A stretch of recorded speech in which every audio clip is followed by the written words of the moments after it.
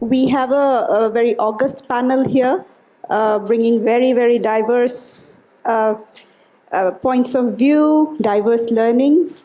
And of course, we have a tough act to follow from the previous panel.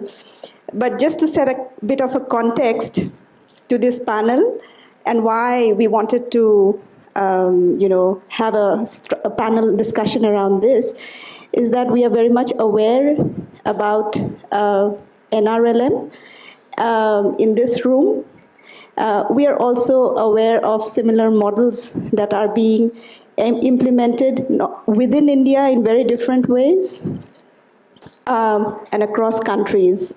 So our panel here will speak to that, and it's indeed my pleasure to welcome you all to this panel.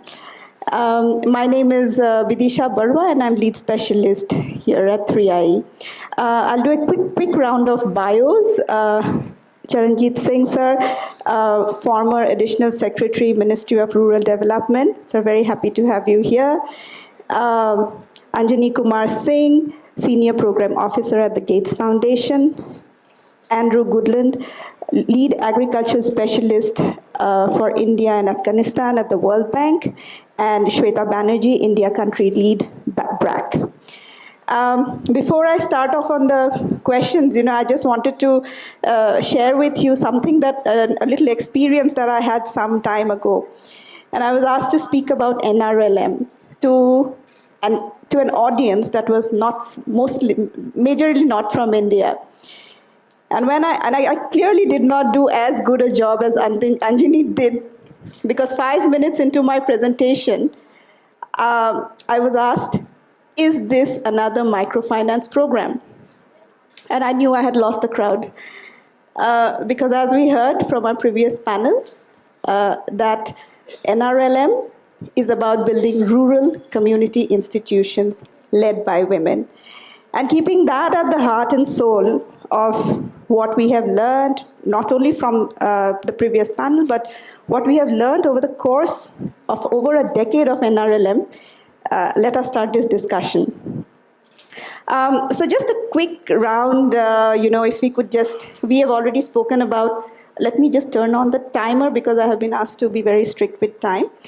Can I have a few high-level, quick responses, very brief comments from you about what resonated for you about the previous panel discussion and the presentation, and also what left you curious? What left you thinking? What left you scratching your head and wanting to know more? So maybe we can start in this order, sir, with your views first. Thank you very much. First of all, I would like to congratulate the team for organizing this event and going through this whole study, because that was very critical, and as you all know that the next phase of NRLM is going to come. For that, this is going to be a big support, and that will provide direction also, that in which direction we need to work, what are our strengths and what are our weaknesses also. I think that will help us a lot. So, but the most important thing I liked about this whole study is that this is a minefield of data. So this provides a lot of opportunity, and Smriti is also sitting here and Raman is also sitting here. So, and this has been my submission also, that we should have our own cell only at the National Mission Management Unit, where we shouldn't wait for 5 years that there will be some study and then we will think about, because now we are living in such times that the people expect the results to come very fast, and if we are not working in the right direction, I think we need to do the course correction immediately. So I think we should have some cell at the national level which can do continuous studies, some impacts, etc. And if we can hire some best of the professionals also to do these studies, I think that will be one of my recommendation. And I was discussing with Raman only that I have got few ideas which I will share with him. next time. But I think this is one of my idea that we should have these cells so that our resources are put to proper use. And this is the minefield of data. I think this can provide a lot of material for the researchers also, that and a lot of papers can be published from this data. Thank you very much. Thank you, Vidisha, and thank you, sir, for saying that. I would also like to at the outset congratulate the 3I team. And this is not this study, but they have been engaged on NRLM evaluation from the last 7-8 years and all. So they have become a kind of a evaluation partner. And this journey of the evaluation and the NRLM is goes almost a decade long and all. In terms of the finding, I would say that one of the things which there are no surprises. Most of the findings which are there, which either reinforces or basically build the confidence that okay, we are moving on the right path. Whether it was the first evaluation, I think, which was the finding came in 2019, or this evaluation, I think it gives a lot of trust in the overall NRLM design. The first evaluation was, federation matters. I think NRLM has started building the federations even before the findings came. Convergence, I think the last time the 19% increase in income, which was one of the finding, and it came out that okay, it is the convergence which is driving the income, and NR convergence was one of the important pillar of the NRLM design. Similarly this time, I think the whole idea of livelihood layering or model federation, I think a lot of these ideas are basically inbuilt into the NRETP and NRLM overall designs and all. But how this is possible? The reason it is possible, and I think I would just build on what Charanjit sir mentioned about it. I think NRLM certainly does not wait for the 5 years for these results to come. The continuous and the dialogue with the community, with the partners, with other academic institution, I think that keeps the NRLM design relevant and updated, and that culture has been built. Certainly we can further strengthen that culture, but I think I do see a sign of those the cultural element within the NRLM ecosystem, which keeps the NRLM design and the relevance which are very much in time. Yeah.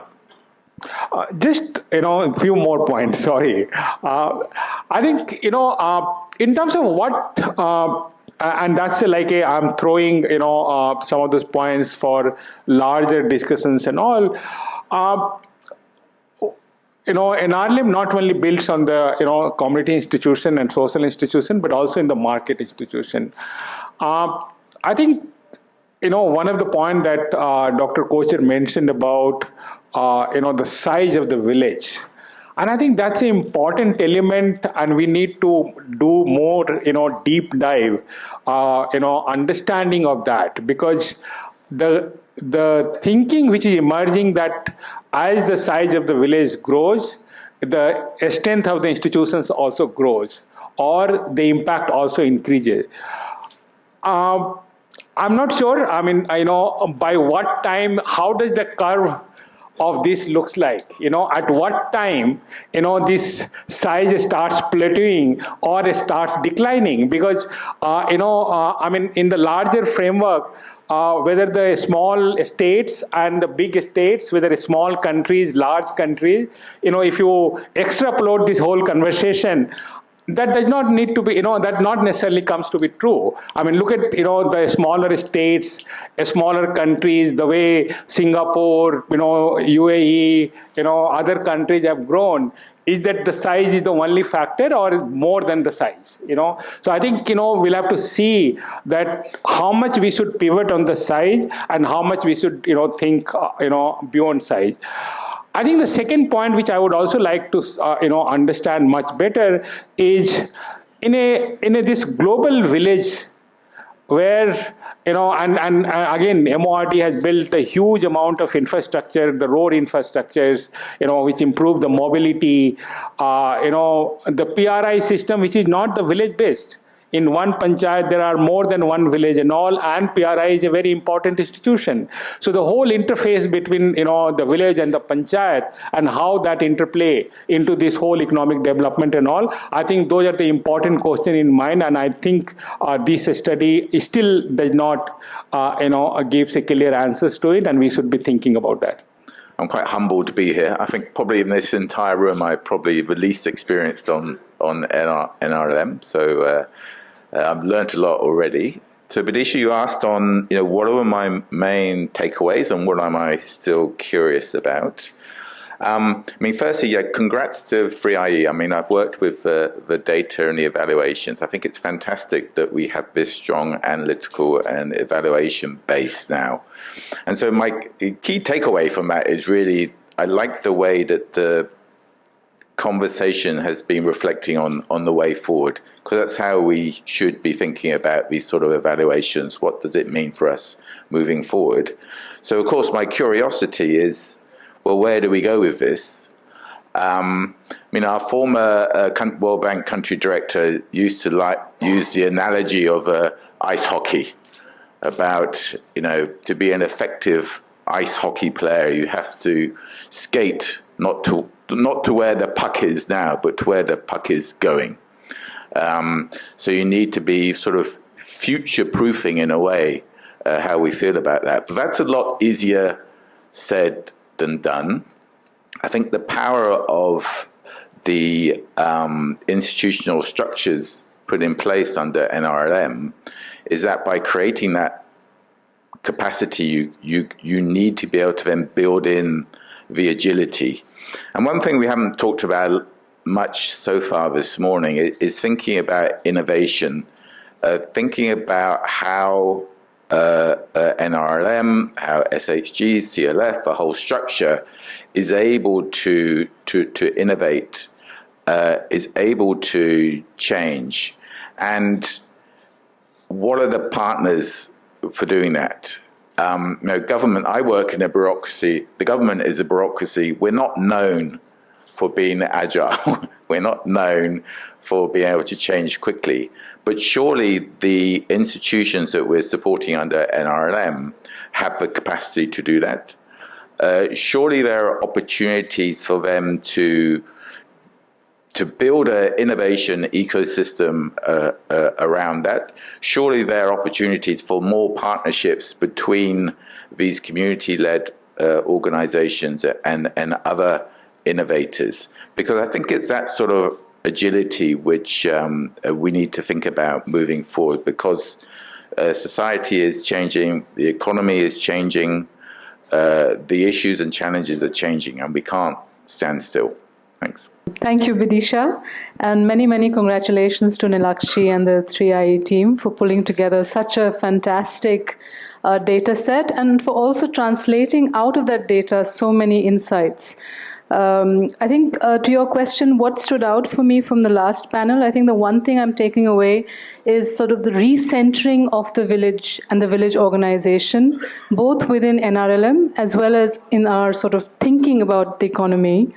This number, 80% of women who participate in labor markets do so in the village, sort of recenters for us the importance of, looking at village level capacities and building markets for women at that level. I think we've focused a lot at the cluster level and the block level, maybe even the district level in terms of capacities and administrative capacities, like the Zilla Samakhyas or Mandal Samakhyas. But how inclusive are the village organizations? How robust are they? I think those are the questions that remain for me. And also when you're looking at the Samaveshi Ajivika Yojana, how do we, again, look at the village organization as a center of identification of ultra-poor households and also taking them through the program? And those were great insights and, something great to start off with. NRLM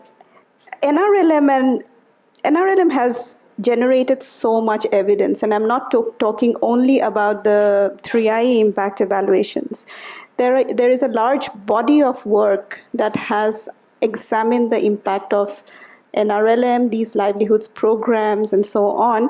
And naturally, that has, spurred a lot of interest across countries, even within the country, how things it can be adapted, how NRLM can be the platform to reach out to people in need.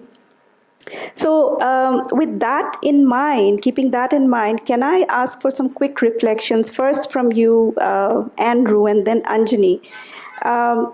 From your experience and from also the evidence that has been gathered, and I don't only mean the published experience, what would you say are some of the critical factors to scale, replicate a program like NRLM outside of India, or even in a different context within India? And how can it be sustained? What are the critical factors? If you had to put your money, what is the first thing that you would lay the foundations of? Okay, it's a really important question, in not just for NRLM, not just for India, but how we think about public policy more broadly. Putting a concept into a pilot is relatively straightforward. Scaling it to 10 crore women households is absolutely remarkable. And, you see within India and around the world, lots of very successful pilots, but you see very few examples of successful movements like NRLM has been. So I think it's a really good question to think about. Well, what did NRLM get right? And there's one aspect which I wanted to focus on, and it's really the building the right institutional architecture for rolling out the program. And I'll take away what I know about it. I mean, some of these things seem pretty obvious when you look back. But I know, looking at some of the reports that were done, that this wasn't always obvious at the start of the program. So, the first thing, of course, is when you think about technical assistance, when you think about capacity development, this has to be done locally. And I believe when NRLM started out, it was more of a centralized kind of program. And I think over the years, there's been more and more decentralization. So it sounds obvious now that, having a decentralized approach to TA and capacity building is important. But this was a discovery in the early years of NRLM. Secondly, that the most effective communicators and the most effective capacity builders are those people who've lived it and been through it and been successful. And we have some here today. They're the people who have the local networks, they have the local knowledge, they are better at communicating than we all are on the stage. So the concept of the CRP, the community resource person, really underpinned this. And how this then sort of snowballed, and you build this experience, and then those people become the resource people, and then they roll on. This has been absolutely tremendous. And the final way I see, which was really successful, and here I'm going to sound a bit old school, because we have all these fantastic communication tools, digital communication, videos, our phones and whatnot. I mean, the power of face-to-face communication and exchange of information. As we move into the digital age, we cannot let go of how important that is and will remain to be.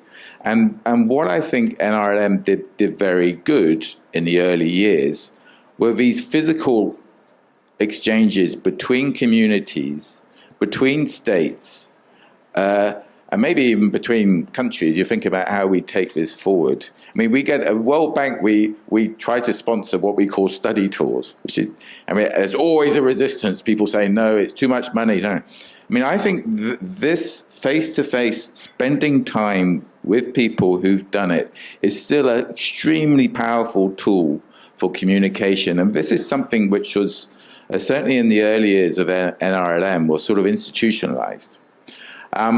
And, you know, all these examples that I've given of why NRLM, I believe, was able to scale, show some actually very commendable characteristics of how the government and Ministry of Rural Development and the state rural livelihoods missions were able to proceed, because there was this constant reflection on what are we doing, what can we do better, and making changes. So a lot of these things which I just laid out were not there in the original plans for capacity development, but they evolved through a process. So that mindset that you're not going to have a fixed plan, that you're not going to solve everything on day one, and having the open-mindedness to learn by doing and to constantly reflect, I think are the sort of lessons for other countries in context. Thanks.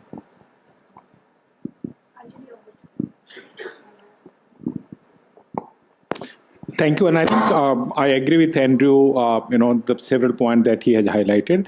But just I would add few more, you know.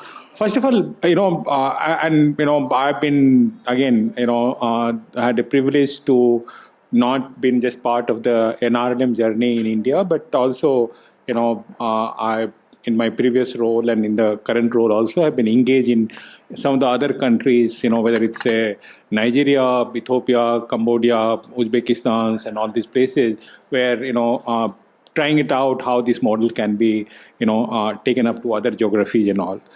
I think the first of all, you know, India itself is not just a country, but it's a continent, you know. I mean, you know, the Tripura, Meghalaya, Manipur, and, you know, Kerala, Tamil Nadu and all, if you see, it's completely different, you know, social context, political context, economic context and all. The whole, you know, the power of the model is, it has, you know, shown the resilience across all these social, economic, political context and all. You know, government have changed, the, you know, program has continued to succeed and flourish. You know, so I think, you know, within India, the program, you know, grew very bottom up. I think, you know, we all know the SDG movement, it was not, you know, I mean, discovered within the government ecosystem. I think it was done in a small CSO ecosystem. From CSO picked up by some of the state government, from the state government picked up by the national government. So it's a very bottom-up evolution and the scaling up of this program which had happened. I think the second point, which again very, very significant, which Andrew already highlighted, but, you know, this whole, the community centrality and bringing the community in the front and center.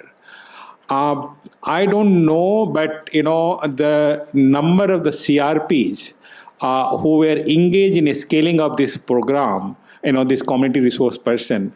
And, you know, if someone would have measured, because we are talking about the data and measurement, if someone would measure the number of kilometers and miles the CRP would have traveled from one location of the country to another location, I'm sure it would be in millions of miles, you know, because I know that there are states which used to book the whole train for CRPs to move from one place to other place. So I think this people to people scaling up, people to people, you know, the learning, sharing mechanism, I think that's a humongous investment that NRLM did in during its early years, you know, to build this program and scale these programs and all.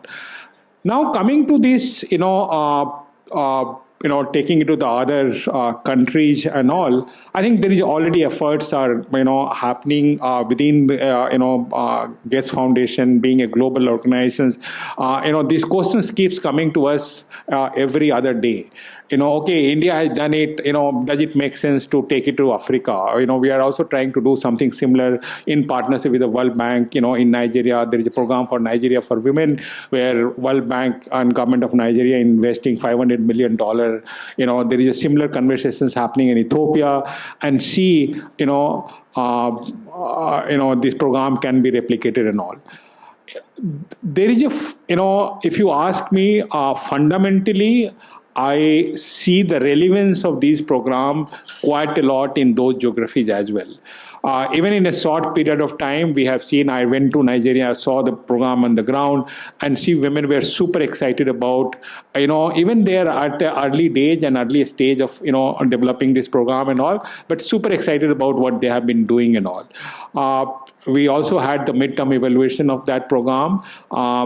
Results are still showing up. We didn't see the same kind of result that we see here in India in terms of the income, consumptions, and assets and all. But there are several other things, where we do see a very positive results and all. So in terms of the need and relevance, I think I don't see, any challenges in terms of taking it to the other geography. The fundamentals remains the same. I think, I love the way, the Additional Secretary highlighted the basic preamble of the NRLM, in terms of trust in the ability of the poor people, that they have an innate capability to come out of poverty. The whole community led, the idea of the other, the basic philosophy that the poor should not be served poorly. I think that's, again, a very fundamental point, and which basically allowed both the government and the market professionals to come and become part of the, SRLM ecosystems, and delivered, in the interest of the poor people in terms of, building these community institutions and all. So as long as, the whole investment in people, and I think I remember NRLM was the first program which decided that, okay, any investment in the human resources, and I know Ved is sitting here, that should not be seen as expenditure, but seen as investments. I think these were the fundamental principles which were, on which the NRLM was built. And those principles are relevant even today in India, as well in other geographies and all. So I think, there is a huge possibility in terms of the scaling up, and scaling out across other market and other geography. I think the only challenge which probably India, and NRLM was scaling up, already, the supply side enabling ecosystem which was there. So, for example, NRLM didn't have to work on, recognizing the SHG as a informal institution to be linked with the bank. The whole enabling framework for SHG bank linkage was already done in 1991, or if I'm not mistaken, which NRLM program like NRLM leverage, to the best of, the possibilities and all. I don't see the similar enabling ecosystem existing in other countries.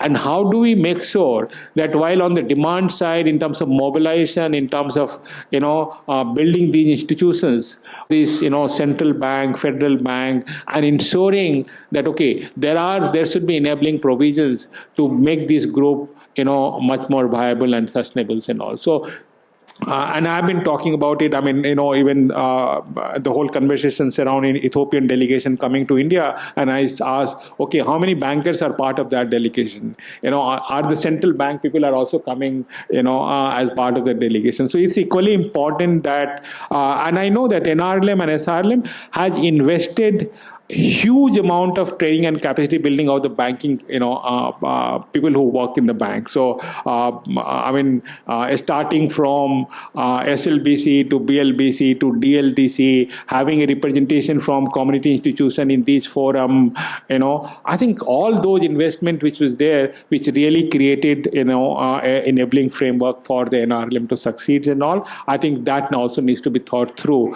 parallelly while we are working towards one side in building institutions and all. Thank you, Anthony. I think Shweta had some reflections. Yeah, very quickly, I completely agree with Andrew and Anjani that the in-person component and immersive learning component is really useful and important. BRAC runs an immersion and learning exchange program with NRLM and Jivika on SAY, and we've hosted about 6 delegations from governments across the world, in mostly Asia and Africa. And it's very overwhelming for them when they come and they see the whole structure on the ground. The first question is, how do we replicate this? What are the fiscal commitments? India is, much better placed fiscally to provide that resource. But the one thing that they resonate with is Didi. They always say that our women are also ready to do this. So I think the taking back of that social capital and the empowerment, and taking back from that strength and the light in people's eyes is what inspires them. The other stuff they'll work out on their own and contextualize. Shweta, my next question is to you. Yeah, my next question is. I'll just use this. My next question is to you, and just building on what you had said about the Samavi Shika program or the graduation model that targets households that are typically left out of programs and bringing them into the fold of NRLM through NRLM platforms. That in itself is an excellent example of an innovation at scale through the government, because the general perception being that the government is too bureaucratic, too large, too slow to be able to innovate fast, and yet that is something that you are testing.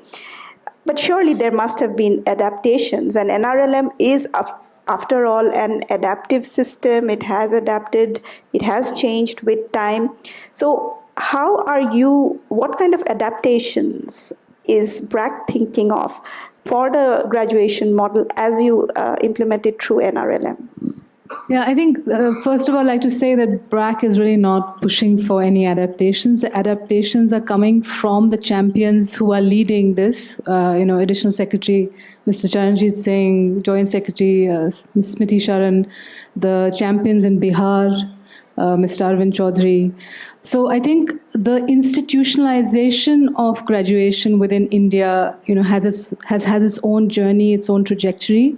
And it's really the champions on the ground, the Didis, who proved that the credit structure will not get affected, right? I mean, I think the village organization Didis we met, I remember my first visit to SJY in Bihar, they said कि नहीं उनको तो हमसे ज़्यादा ज़रूरत है, तो उनको grant कि they deserve it. So I think that mindset is something that was fundamental to prove, and that's what SJY did.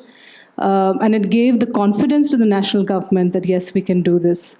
So I would say that BRAC is very much behind the scenes and supporting with whatever technical expertise is required, but we're not really pushing as such for any adaptations. Thank you very much, Shweta. Sir, to you, the evaluation findings, kind of laid out a sobering note that, business as usual, it would essentially mean that there would be some plateauing of effects of the program. And this also has to be contextualized in the fact that it's a dynamic environment. The women who are in the program are changing. The women who are coming in the program newly are also different women. So it called for continuous enhancements, and it's also that was, I think, the takeaway that the point that the evaluation made, that when you layer livelihoods over these strong federations, strong social institutions, that's when you see really large impacts. And we also talked about how NRLM in itself is built on a number of enabling systems, the bank linkage and so on. Can you reflect on, based on your experience, sir, what has been the key learnings from the NRLM experience in connecting SRLMs and NRLMs to other programs and departments, the role of convergence and bringing together this enabling environment to really make an impact to increase the scale in the intensive and extensive margin. What would be your reflections on it? Thank you very much. So before I come to this question, I just want to add something to the earlier question, that why did NRLM succeed, and what the other government programs can take it from this, and what the other countries can also learn from this. The first thing I would say that this is not 10 years, the journey has been very long. So it takes a long time to develop the communities. The SHG movement came in the 90s. So then came SGSY, then came NRLM. So it has been a long journey to develop community institutions. It is going to take a long time. If you think that in a year or two you can change the shape of a country through community institutions, then you are going for a big disappointment, because the community must have faced so many failures already, so they lose faith also. So that is my first submission. And second thing is that when these guidelines of the new program were formed, the things I liked most was the exclusion and the inclusion errors. जो deserving है वो programme के अंदर आना चाहिए, जो नहीं deserving है वो बाहर रहना चाहिए. जो नहीं तो कहेगी टोटल जो है लोग फायदा उठाने के लिए they come to the program and then they miss utilize it, and that I think has been the very strong viewpoint. And the third thing I liked was that the very strong inputs on that only the SHGs will be formed as per the guidelines. Bureaucracy में political system, and now I have no hesitation in saying, बड़ा number रहता है, हमें इतना दे दो, एक साल में 1 लाख SHG बना दो, 2 लाख SHG बना दो, सब बन जाएंगे, लेकिन then the disaster is in the waiting. So what I was going through a book that in Rajasthan, the ladies from Andhra Pradesh went and then they formed the SHG. They said nothing doing. जब तक ये पूरा norm follow नहीं किया जाएगा, हम नहीं accept करेंगे ये SHG बना या नहीं बना. So following the rule as per the guidelines, that was very critical. So I feel that the capacity building, and I want to add one more term with this, nurturing excellence. So that was the beauty of the NRLM. They nurtured excellence also. CRPs, what is basically CRP? They came out of the community. So they were trained and nurtured properly, so they can take the program across the country. So that is the next beauty I found in the NRLM. So I may take time because this program is close to my heart. So whenever I get the opportunity, so I share my thoughts. The third thing is the flexibility in the program. So most of the government program don't provide the flexibility. ये इतना पैसा है, ये इतना है, तुम्हें करना है, कर दो. But in the NRLM, so much flexibility was given.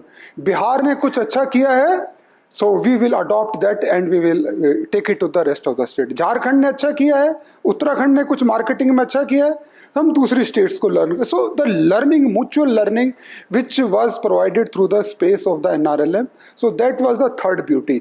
और ये जो NRO, national resource organisation, so that also. Then the community, civil society organisation, they were also associated in a big way. आपके पास इतना 10 करोड़ अगर आपने खड़ा कर लिया family, who is going to work with them? Then the institution like PRADAN, TRIF etcetera came into the picture. They supported in a very big way. So मैं उनका रोल भी only then, first point. Then there are so many things in the convergence. हमारी जो CRP है उसको ये नहीं लगना चाहिए कि ये जो अननेसेसरी बोझ इसके ऊपर आ गया है. If they get proper remuneration, only then they are going to work. And the third thing, I think the time is less, but I wanted to highlight 2 more points, which I will highlight.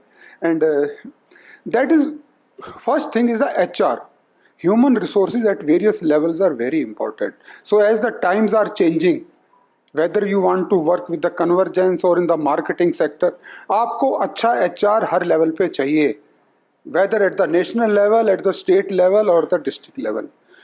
And not only HR level of the government officials, I feel the HR at the CLF level, now they need to change the look.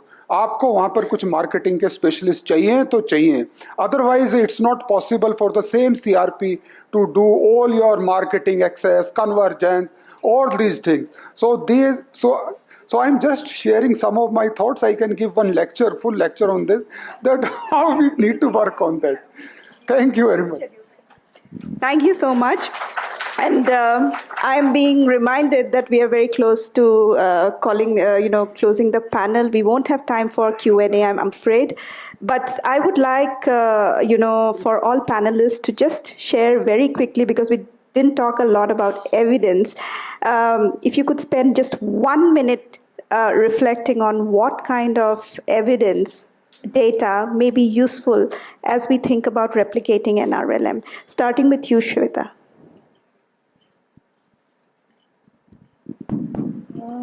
Okay, so I think there's 2 or 3 different kinds of evidence that BRAC really believes in. One, of course, is the robust, evaluations, quantitative RCTs, and that has been fundamental to the proof of concept of graduation globally. But as now we are working with governments, we feel that sometimes governments are not very receptive to RCTs. They take too long, they are expensive. And so there are different kinds of research that they want, which is more iterative, which helps them tweak policies quickly, helps them be nimble about programs. And so we are investing a lot more in process evaluations and process monitoring that helps to translate the data coming out of the NIS for governments on a regular basis, and also do their own, iterative, sampling on a regular basis. So we're trying that in addition to, the research that is undertaken by organizations like yours and JPAL and others.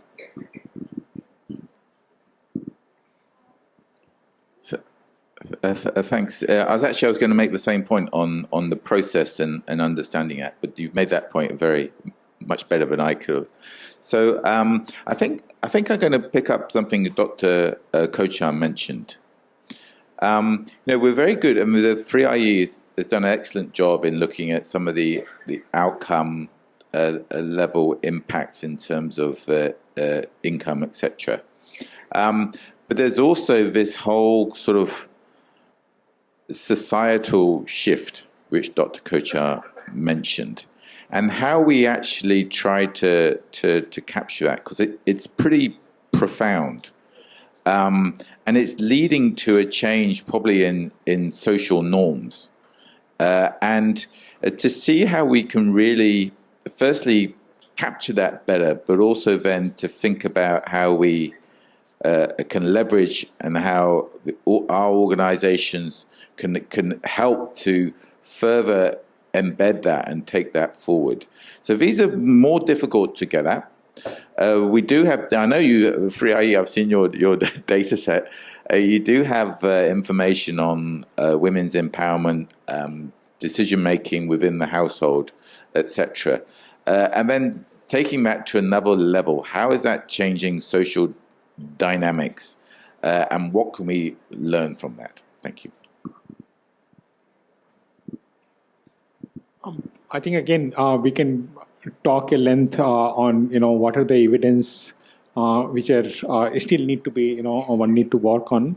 But I would say, I think Andrew already talked about the social norms and the behavior change part of it, because still we see that, in spite of so much of empowerment, whether women have got this, the say, agency and control within the households, and whether how it's changing the overall social norms and all, because, still gender-based violence, the issues related to child marriage, early marriages is still quite prevalent in places and, in states where these institutions are quite strong, so I think, that certainly is the area to understand. But I think, again, there a lot of great work on the summative, assessments, and probably NRLM is one program where highest number of probably studies and evaluations have been done. But the area which is like a pathways, what are the pathways which we understand better, and how do we expedite and catalyze that pathway? Whether it's a Lakpati Didi's pathway, whether it's an empowerment pathway, or it's something else. What are those various pathways which we understand better, and which we catalyze for a faster achievement of the results and all. I think it's an important area to learn more. Just last point on the convergence, while NRLM data system is quite strong on the mobilization, SSGs, profiling, bank linkage, now slowly on the livelihood, I think the one area which NRLM also does not have a data of is the convergence. Because there are very small segment of convergence which are driven by, from the center or at the national level and the state level. There are a huge amount of convergence which happens bottom up, with like a convergence between village and the panchayat, convergence at the district level, convergence at the block level, and that data system does not exist in all. So I think it's important that, over a period of time we build. I mean, everyone knows that, okay, 100 million women, more than $120 billion of SSG bank linkage, but we don't know how much, how many billions of convergence money which have been, mobilized across, the whole country. Okay, as I mentioned in the beginning only, because a lot of data has been generated, so I think we need to have a deep look at it, because why something is working in Bihar and not in Madhya Pradesh or Gujarat? So what are the deficiencies? So I think we need to have a deep look at it. So are there some manpower issues are there, or some state support is there, or the NRLM has got a better strength there? So many things are there. I think those will provide us a number of sites and how we can go ahead it. And then the second thing I feel is that this whatever findings are there, they should go down the line also, because state should also know, then the district should also know, and the CLFs and community institutions should also know that what is working and what they can learn from where the things have been better. I think that will help us a lot. So as I mentioned, that we need to do much more. So this is just a beginning. A lot of studies can be taken up from this, and a lot of learnings will come out of it that will help the program in the long run.